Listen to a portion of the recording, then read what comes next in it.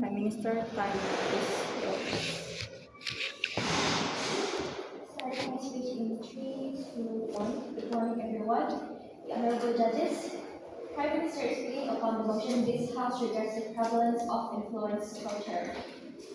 Take a look at the background. In this vast and moving era of technology, and the availability of platforms that bring ease to access everything and be influenced might be a major problem to the society's development.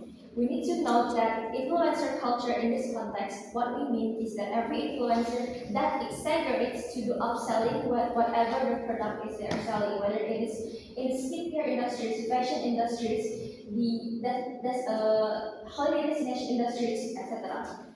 We believe that the prevalence of influencer culture brings harms to the development of society nowadays, such as one, it became an easy opportunity to do a product scam, or it makes the society prone to scam. As we know that these influencers are paid to promote certain product without us knowing the truth behind it. We know that how, especially in the skincare industries or the fast fashion industries, we don't know the truth behind it, what material are made from, and did these influencers really try on these products, or are they just doing their job as in being an influencer? The second one, the highly paid KOL or influencers are briefed before by the marketing team as how they are made to influence the society and boost selling level, as it's their main job. What they want to do is only to influence without knowing the effect after all the products that they are obliged to promote. The third one, this then leads to a psychological phenomenon such as consumerism, where the least important need of an individual became the ones that are highly sold. When it stays forward now, these industries that I mentioned before, like fast fashion and fast makeup industries, etc., gives us the most disadvantages, not only to the social aspect but also to the environment. The government team believe that there are so many disadvantages from the consumerism behavior that influenced by this influencer culture. For example, these industries may become very much unproductive, as we know that there could be a significant differences in the level of the consumer, and then it's either on the too many demands on the consumer, or it is on the demand of too high pricing startup levels, and then it makes the industries, all of these promoted industries became very highly unproductive. And then, as what the government side has said, that there are so many disadvantages from the consumers' behavior, not only from one aspect, but we can talk about from many aspects. My time aren't enough to expound all of that. Hence, that is why we highly regret the prevalence of influencer culture nowadays. Thank you.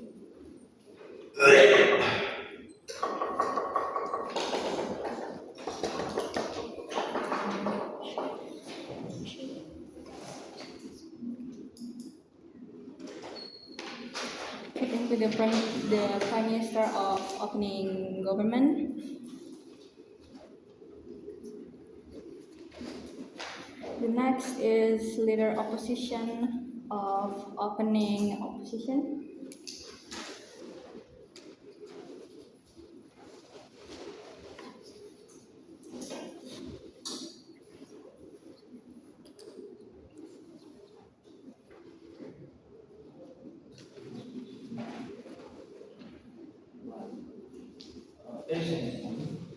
First of all, opening government has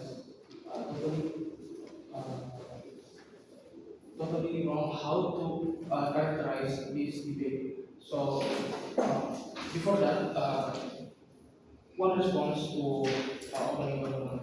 First of all, this prevalence of influence culture can bring more harms than good, such as product scam and so on and so forth. So, notice that many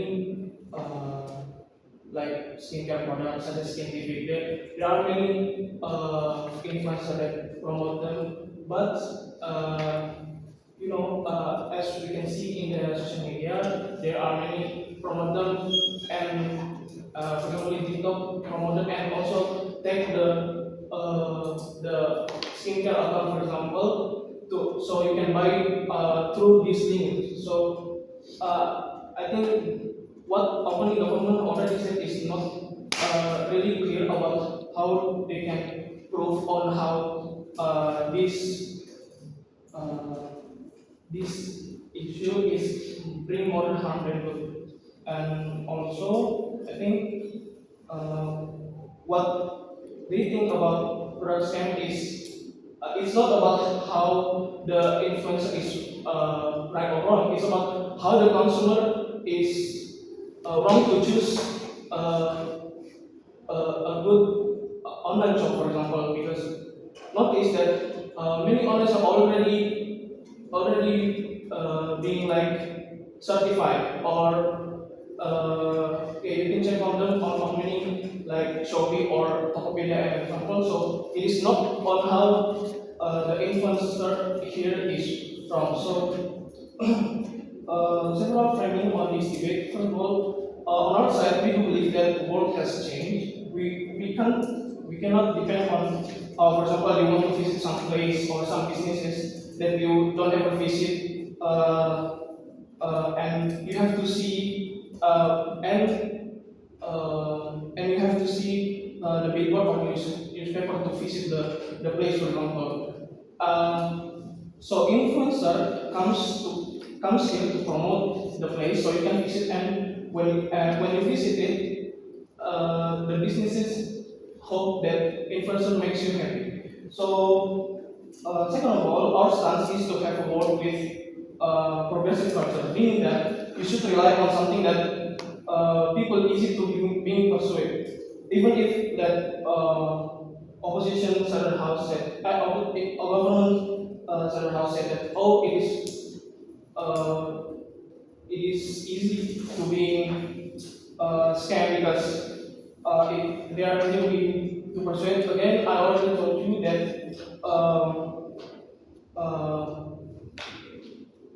the consumer needs to find new good online shop to buy with. So moving on to my first, no thank you. Moving on to my argument, why is this bad for why is this why is this good for the long term? Notice that these influencers have massive impact towards the society.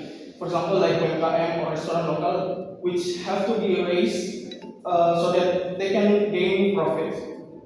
For example, they lost a lot of idea of how they can develop their own businesses, and they can and these influencers come to them, and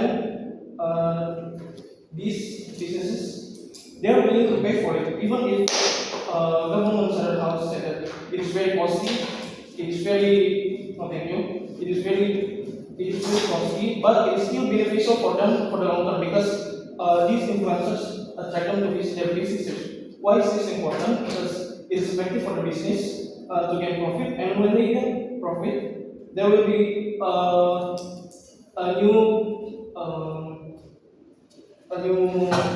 policy for the businesses, such as they can make discount for these consumers and so on and so forth, and that is why we are about to oppose.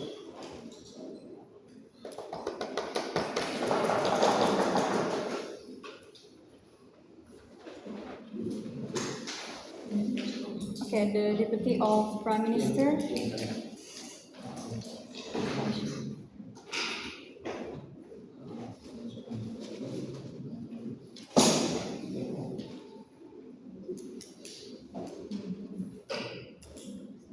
Some page in 3 to 100 panel view, a step of argument the opposition tried to create in these cases has shown a disadvantage for social life, and especially for those arguments that are already they try to rebuttal to the government side. First, they say that influencers giving a benefits that show people about good markets and also the bad markets, and also it giving information. Yes, it makes it easy to access the information, but however, this has developed in a bigger scope that negativism that can shape shape and build on misinformation to the public, especially in social media.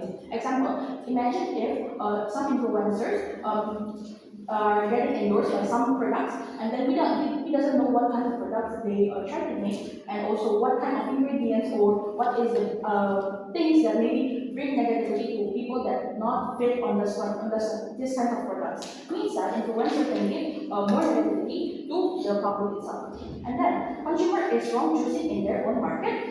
The opposition side has shown that they have tried to actually expand the definition of failing in choosing their own market.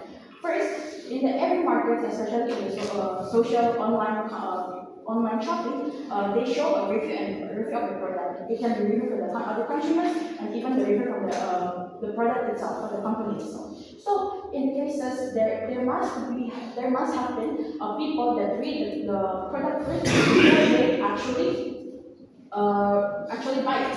But in these cases, like the government side, we would like to show some points of why green influencer giving a negativity to the public and especially social and normal side. First, my first speaker has showed that there's a consumerism culture in the presence of the influencer. Now, take a look at it of this kind of behavior. If it takes rotating, then it will increase the level of it will decrease the level of productivity. Why? Because if people keep consuming without initiative to actually making the product itself, then the productivity level, especially in the business aspect, will be getting lower. Productivity level in the status quo shows that millions of people start to focus more in making things instantly instead of focus to making or producing in. So in these cases, we can see also the aspect of fear or missing out of or formal trends can influence and also behave and shape the behavior of the consumer itself. Economically, this influencer presences can create a bigger market. Yes, it's true, but it also can lead to a bigger capitalism. Inequality shows it's very hard for people to compete itself. But some arguments maybe say that from the opposition side might be say that in these cases influencing can help other markets or like restaurants or other new markets business to help them to make their market very bigger. But in these cases, let's see if this kind of phenomenon happen. What if there's a micro business or a small business from other areas that cannot afford those influencers? Means that there is some inequality shows in the market because of the influencers itself. That's why we have to see that the presence of or we are supporting the prevalence of influencer culture. And other things is we have to see that the presence of influencers getting the level of literation is getting lower because it shapes a kind of trust from the consumer itself about the influencer. The bigger the influencer they are, the more people will try to trust them and also getting their products. But in these cases, if it doesn't happen, they will only make a video of listen, see, and without actually looking at the review and also get to know the products or the things even more. And in these cases, more influencers making a social experiment, which can lead to more fake news, hoax, and also other misinformation that more people can trust.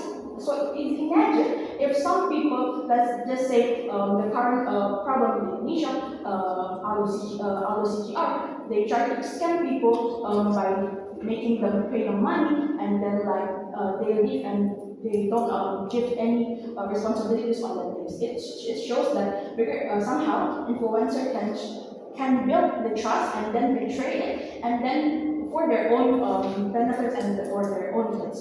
So we have to see that all of the arguments made by the opposition is totally wrong, and also the presence of influencers is supposed to be minimized or even get lower. Part two propose.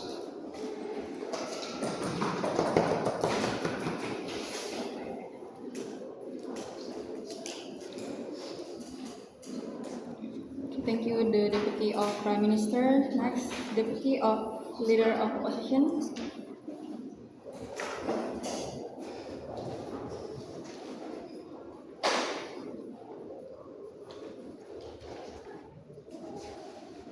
Okay, so I will start my speech in 3, 2, 1. As part of the opposition team, we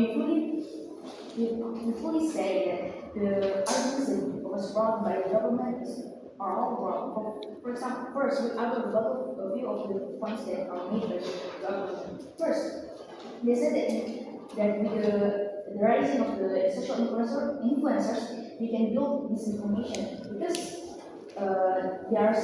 people will tend to trust other influencers and not read about the information of the products and etc. But that's why we can generalize that people that people that can build, people that trust those, there are parts of people that trust the influencers and do not do their research, but there are still other people who actually tend to research first and compare to other influencers about which product is the best, because each influencer has their own benefits of no thank you, no thank you. Each influencer still has their own sayings of how they think of the products. For example, maybe the influencer A says that, oh, this product is very nice, it can moisturize our skin and can moisturize everything, etc. But maybe influencer B stated that it doesn't give benefit at all. That's why there are still other influencers that give me bits of information, but there are still other influencers that can give the true information. And I will say this to the next one is how some influencers will exaggerate fake news, but I think the government just overgeneralized in the first place because there's still other, as I said before, there's still other influencers that actually promote the messages, the true messages like, oh, this product is bad, you shouldn't use it, or this product is actually good, and other influencers say it's bad. No, thank you. And as you can say that. We can see that there's the bad ones like the people who give fake news, the influencers that give fake news is they get cancelled quickly because there are still a lot of other people who actually try the products and it's bad and the influencer said it's good, so they know it's a fake news and people won't trust them anymore. And so I will elaborate to what my first speaker stated about how the prevalence of influencer culture actually can give long-term benefit to the small business, small shops, because we can say that each shop will be one of the factors for success of a product. And like, for example, in the food shop in Tokopedia, for example, there are features like a review like oh, this product is 5-star because it's packaged nicely, it has good benefits, etc. And people will tend to see those reviews first, and then they see those reviews first rather than actually listening to what social influencers say, because like social influencer is just an addition to those reviews that we saw, because in the end, influencer is just a reviewer of it's just popular reviewer in the review tab in Wikipedia, for example, and that's why and that is also the other reason why humans cannot be prone to be scammed, because for example, if we say that the influencer say it's good, but the reviewer said it's bad, people won't be scammed that easily in the first place. And I can say that influencer culture is part of the culture, especially in this modern era. It's still part of the culture, and if we erase this culture in the first place, the influencer it would mean that the influencer will never be popular in the first place, and we will also lose a part of our culture in the first place, because influencer culture has always been since back in the days. Because, for example, if the king or the queen said that, or a princess or an actress said that, oh, this product is good, this product is the best, I use it every day and it actually glows my skin, etc., etc., people will still believe that it's not a problem until now, and we think that the purpose of infrastructure actually can benefit a lot of people in the first place. And that's my thank you very much.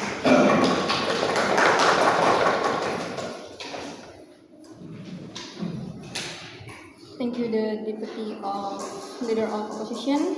The next is Member of Government.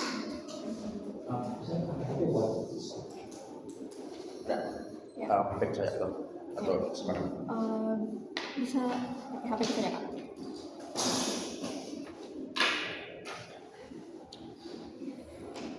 Okay, prioritize open conversation for PI for fast education.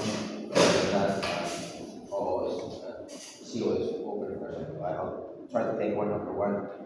Start my speech in 3, 2, 1. There's a spectrum of people in society. All might be right that are going to be people who are going to research further into this. OG might be right that are going to be people who be scamming into this. But I think that is kind of independent from the debate, because we assume that there are people who are going to further research this. Those people are still going to be safe, or still getting some kind of degree of information, even without the prevalence of influencer culture, because there's an internal incentive to get information. Therefore, the true vulnerable actor in this debate is people who cannot necessarily habituate that critical thinking skills, that research skills, because sometimes they come from middle class or low income families, therefore they don't go to college, therefore they don't have a real education that pushes them to have critical thinking.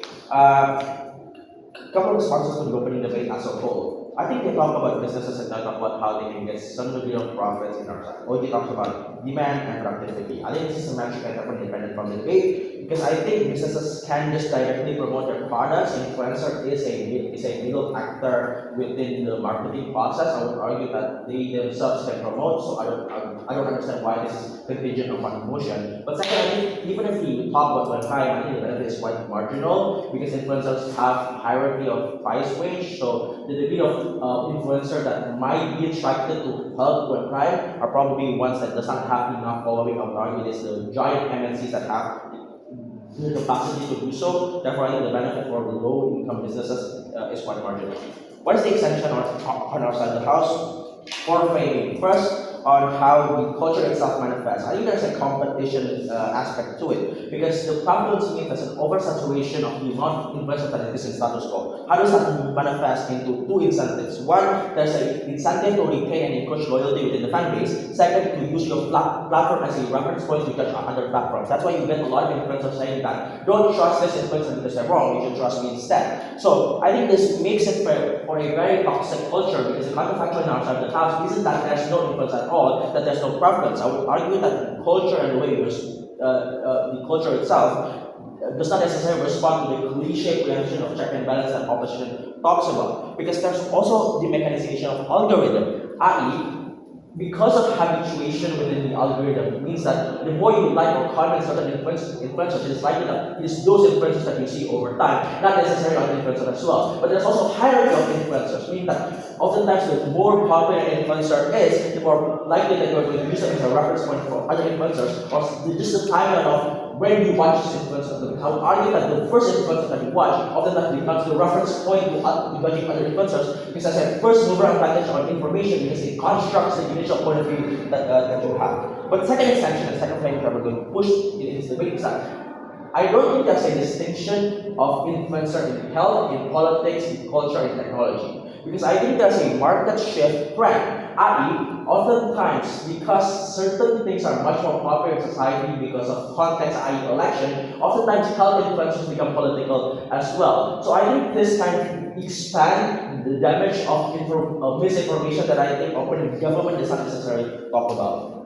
Third, framing. I think the Hail Mary of opposition is that there's also information accessibility and check and balance anyway. The reason why this is not likely to happen is it is independent from the debate, and it's not dependent upon the culture, because I think it will exist symmetry on either side because of social media. And I think the problem that I think opening opposition miss is that why the benefit that they have is dependent on the culture and how the culture is in of itself prevalent, because I would argue that it exists symmetrically because of social media. But second, I think the prerequisite of accessibility is accuracy for two reasons. I think accessibility assumes that the information is objectively good. That's why, for example, we think education is a universal right because education is objectively good. So kind of the prerequisite value of an information is its accuracy first, then accessibility. But second, I think the trade-off becomes negative in your side, the notion of accuracy, because post-information, the construction of information and how it habituates into your own behavior becomes negative.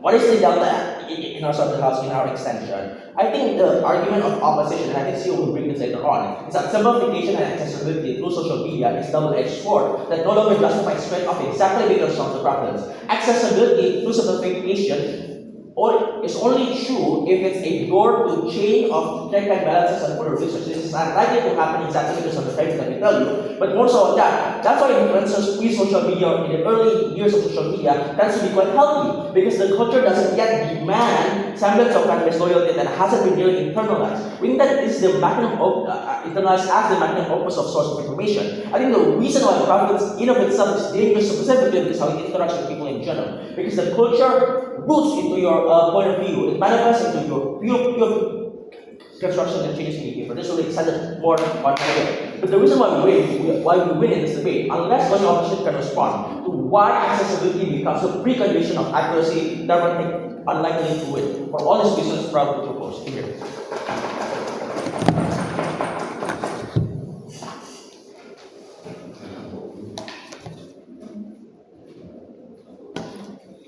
Thank you, the member of government. The next speaker is member of opposition.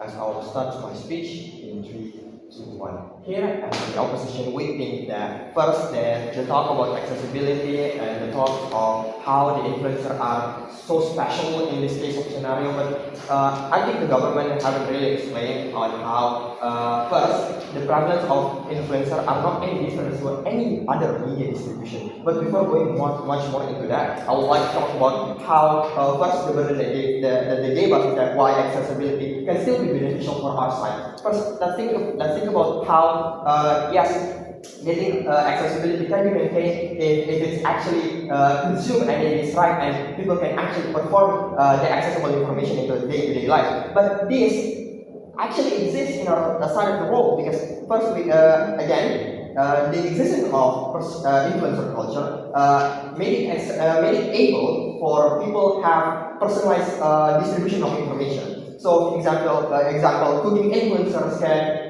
fully attain the specific audience that for people who actually wanted to learn on how to make a good cook, how to make a good food, and these are mostly attained by moms, and kids, or even child. But the thing here is that what makes this accessibility is fully beneficial is that because this accessibility allows for specific people who have their own niche to have their own attained information be better. So we know how first that they said that the accessibility can only be maintained for two information, for information that are actually good and not exaggerated. That yes, we will explain that personal stakeholder perform this kind of accessibility for specific niche of people. And then we need to talk about how the formal people are not only people who can think critically for people or audience in general, but also in the influencer itself. I think all of the other side of the team never actually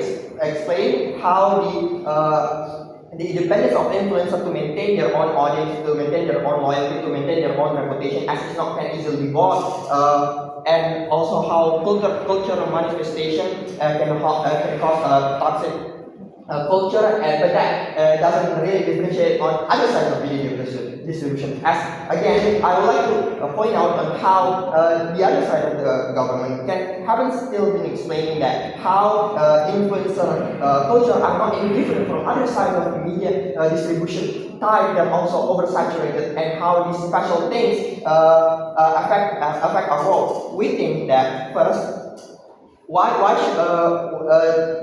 is that why we shouldn't forget is that the ability of ideas being more attainable and more beneficial to society as more people are able to discover more to their social life, and the function of information are to be informed, meaning that there's no receiver and there's a receiver, but those stakeholders who uses this are influencers becoming a subject that spread information in more massive to population or even to specific niche. And second, the reason why influencer exists at the first place is that the first case was that the variation of stakeholders to the audience itself, they distribute information for people who prefer things and not all things. The type of influencer offer, present, or information so as news media provide text for people who prefer reading, and just like influencer for people who like information getting processed into something unique like a storytelling. And we need to admit that the idea that we're not glorifying in any way influencers are better than any way to distribute information, because in here we're talking about why we should regard influence culture,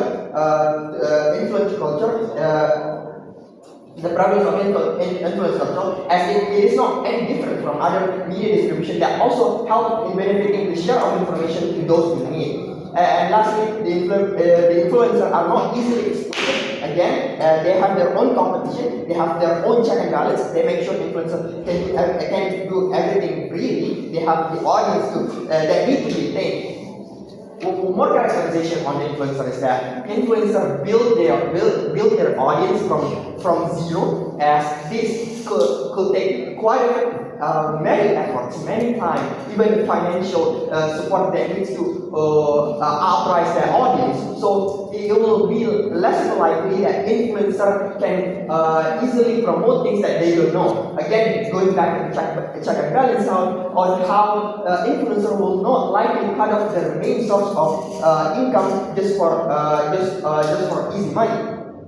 And regarding them, first we need to talk about how the government here always plays on the scenario that governments are only playing to the likely scenario that every influencer can be easily bought. But then that's like the scenario we already say that the check and balance exists. But going on to the good scenario here is that first, influencer can actually give attainable information, beneficial information for specific people, for people who actually wants it. Because not everyone wants the type of media, the type of media or other side of media distribution. So this includes the beneficial of variety to population. So that's all for me. Thank you.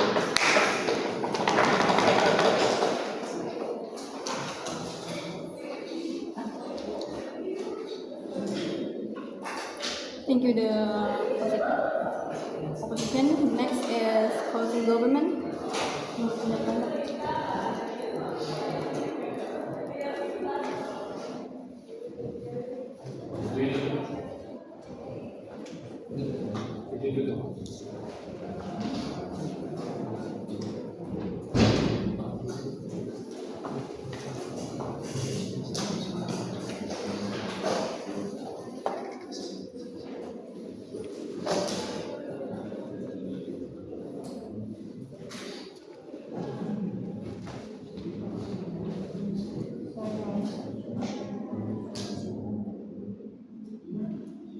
I think that the whole opposition bench forget that we are arguing over the prevalence about this influencer culture, but not actually the niche things outside the culture itself, right?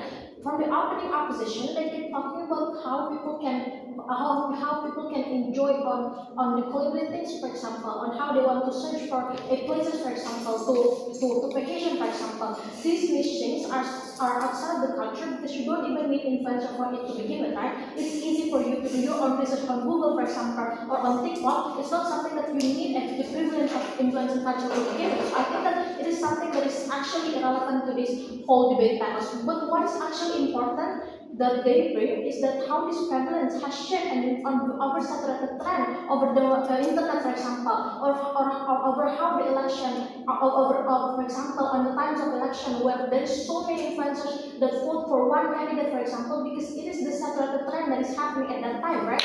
Meaning that when they talk about the counterbalance, when they talk about, oh, there are also other influencers that will counterbalance this kind of things, that is wrong, because these influencers are following the trend, because they want many followers, they want many audience. The impact of it is never important. What is important is the engagement that they get from that trend to begin with, right? Therefore, all benefits that all the benefits that they bring, talking about how to promote cool places and all of that are not the issue here, panels. But they also need to answer how these influencers are actually not a good source of information to begin with, because they have their own political bias, for example, or they don't have the experience in the field, for example. Those kind of influencers that talks about like on the COVID-19, for example, but they don't have any medical experience to begin with. How can you argue that these type of people are actually credible to distribute this type of information, right? Meaning that this type of things is actually not important. But let's talk about what CEO is actually what CEO bring in this debate now. I think that there's no difference than opening and closing to begin with, and kind of already tackled all the things that coming from opening. But let me tell you, the CEO bring that how they actually not glorify one influencer, and secondly they talk about the low entry barrier. Firstly, how about not glorifying any influencer? I think that this is very wrong, panels. Again, because because there's a hierarchy of like these influencers, right? Meaning that the more followers you get, the more people will watch you, the more people will engage to you. Meaning that even though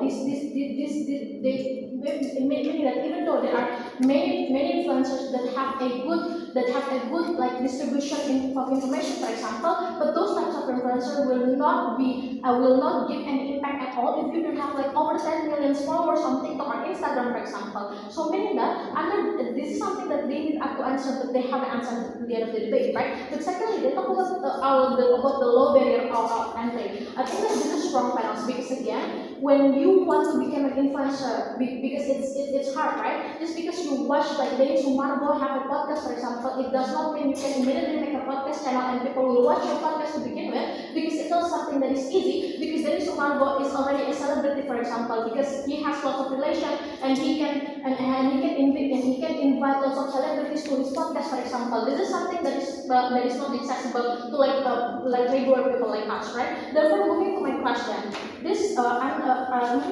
and how this culture promote things. On the opening day, they talk about scam products versus promoting like good places, right? What are the problems, fans? Firstly, there is no step-by-step analysis by both opening teams on how people are actually influenced by these influencers, right? But can I explain to you on how people are trapped, because people are not habituated to the critical thinking that they have to actually filter information that they see in social media, for example. But secondly, we prove to you, even on the base case, for example, that these influencers can actually promote good things. It's not about what they promote, but how they only shifting towards certain things, right? Meaning that people are biased socially and politically. But thirdly, I think that I already told you it's hard to counterbalance, because there are a big algorithm that is happening on like social media, right? Meaning that if you already see one side of information, that is the only side of information that you will get, because that is your algorithm to begin with. That is why my political algorithm is different with my friend's political algorithm, for example, in social media, because we get a different algorithm in us, right? But I will not get a different algorithm in my social media, for example, because that is not something that I watch to begin with, right? Meaning that what is the way then? Firstly, how it actually shifts on why people think and buy products, and secondly, on how this prevalence actually affect people. It's not actually about promoting, but how it's actually about the competitiveness of the hierarchy of these influencers, right? Why CG are better than OG then? By 3 reasons. Firstly, we provide you the step-by-step analysis on how people are tracked. Secondly, we tackle down the whole case of the opening of the opposition, and why the magnitude is so much better on our side, and all the benefits actually fall. And lastly, we provide you the counterfactual, that we don't actually regret the culture, but we regret the prevalence that don't French people under all of the reasons of closing governments. Thank you.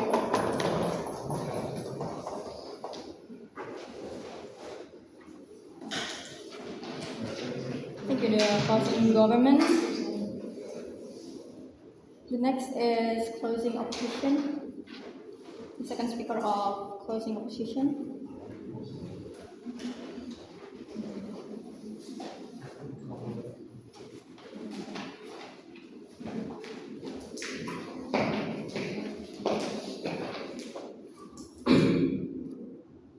I'll start my speech in 3, 2, 1. Ladies and gentlemen, this debate has been clearly going off to a situation where we are mostly about talking about how influencers and so on and so forth, but not about the motion of this debate today. Is that the prevalence of the culture itself, not about the influencers. So let's see how the influence of the culture itself is something that is actually beneficial to our society right now. But firstly, before I go into that, I want to hear about some of the points that have been made by the government side. Firstly, they talk about how most of the people right now that are not really habituated into critical thinking, they are more easily following scams and so on and so forth, and that this is a problem that if we expose these people into influencer culture, then they can be led onto like shepherds, like sheep, and so on and so forth.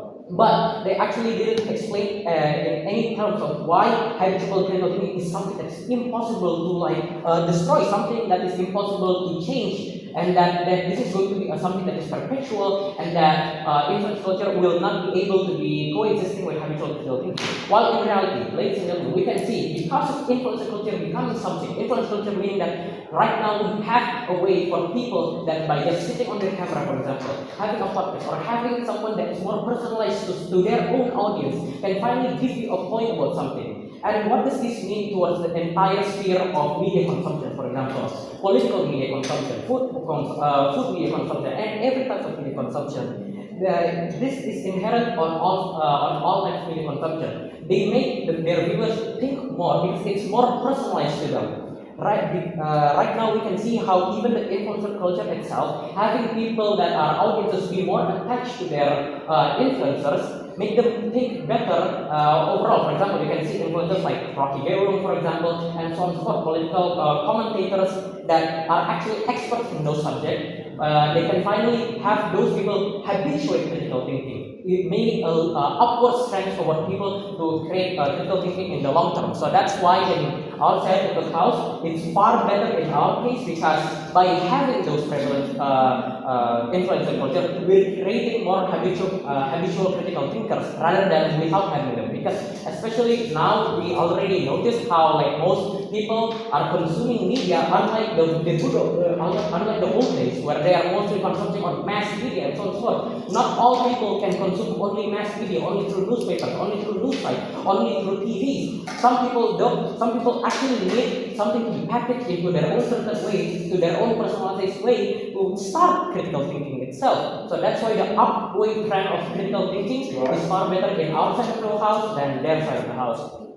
Not yet. And also they talk about toxic culture too, but they didn't explain further on why toxic culture will actually happen other than like, oh, there's going to be rivalry. Rivalry doesn't mean that it's going to be toxic. Rivalry already exists even in mass media, for example, but it doesn't involve having toxicity. They have not explained that to any extent. And also they are talking about how that it's easy for people to be influencers and so on. It's easy to do.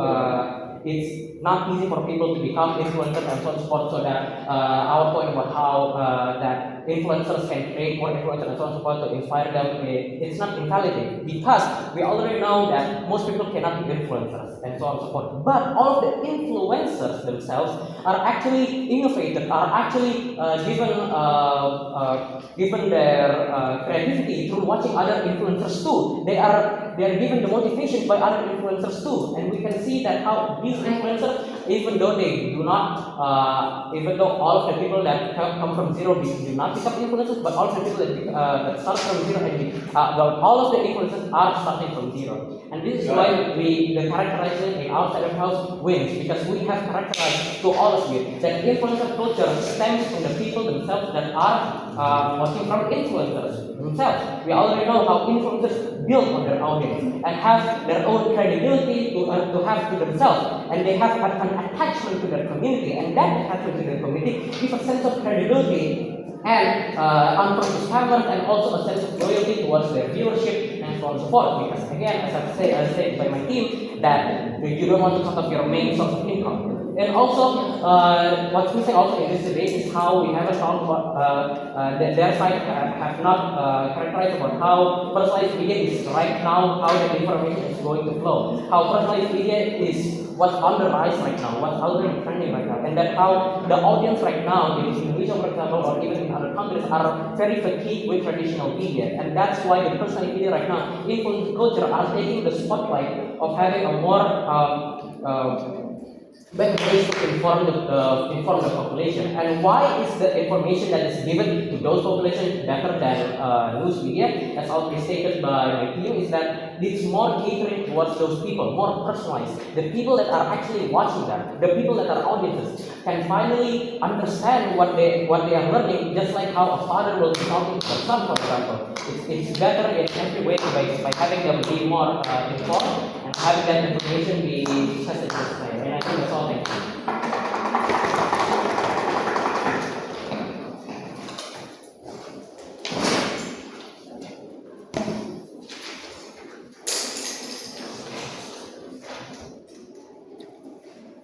Okay, thank you for all of the speakers. And now it's time for deliberations, so you can leave the room for 20 minutes.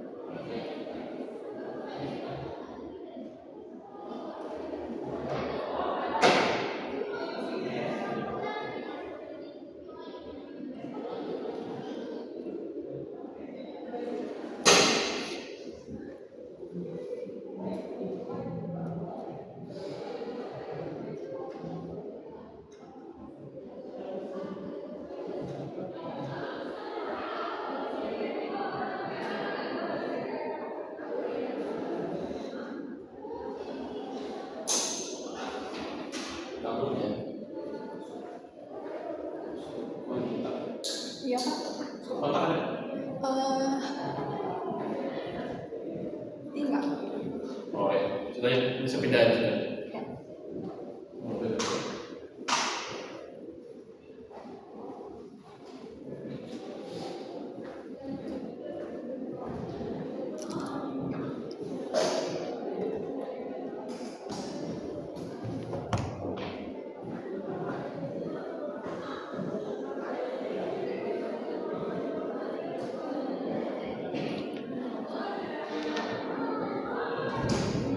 Ya.